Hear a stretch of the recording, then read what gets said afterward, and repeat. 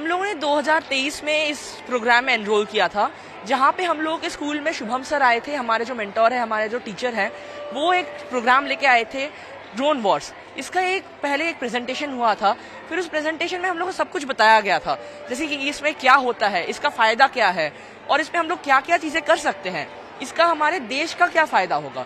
इससे हम लोगों को पता चलता है कि हमारे जो अंदर की जो उत्सुकता है इस ड्रोन को बनाने के लिए, कंप्यूटर में उलझने के लिए, ये हमारी बहुत ज्यादा है। हमारे टीम एरोफ्लाइट है और हम लोगों ने इस ड्रोन वॉर्स कंपटीशन में बहुत कुछ किया है। जैसे कि हम लोगों ने अपना एक ड्रोन भी बनाया हुआ है 3D मॉडल, उसको हम लोग जब रीजनल्स के बाद जब नेशनल्स में जाएंगे तब हम लोग उसको प्रिंट करके उसको हम लोग वर्किंग मॉडल में बनाएंगे।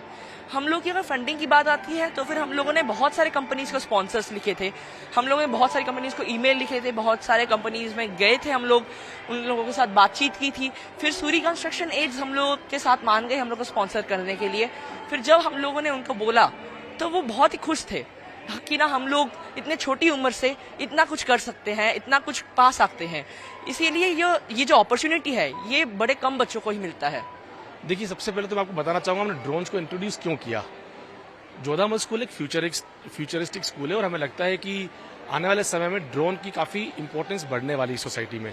चाहे वो लॉजिस्टिक्स सेक्टर देख लीजिए, चाहे वो ट्रांसपोर्टेशन देख लीजिए, चाहे वो डिफेंस सेक्टर देख लीजिए, चाहे वो एग्रीकल्चर देख लीजिए, मेडिसिन सेक्टर देख लीजिए। आजकल लोग एयर टैक्सीज की बात करने लग गए हैं, तो ड्रोन्स के लिए अनलिमिटेड फ्यूचर है। तो हमको लगा कि बच्चों को सही समय पर सही एक्सपोजर अगर मिले तो ड्रोन्स को हमें इंट्रोड्यूस करना चाहिए। तो हमारे बच्चों ने जब हमने ड्रोन्स को इंट्रोड्यूस किया, हमारा पर्पस था कि बच्चों को right from assembly of the drone to maneuvering of the drone, so manufacturing to maneuvering का हमारा एम था। जो हमारे बच्चे आज इस ड्रोन को खुद मैन्युफैक्चर कर रहे हैं, चिप लेवल तक जाकर वो उसको असेंबल कर रहे हैं और उसको अगर खराब हो रहा है तो रिपेयर भी कर रहे हैं।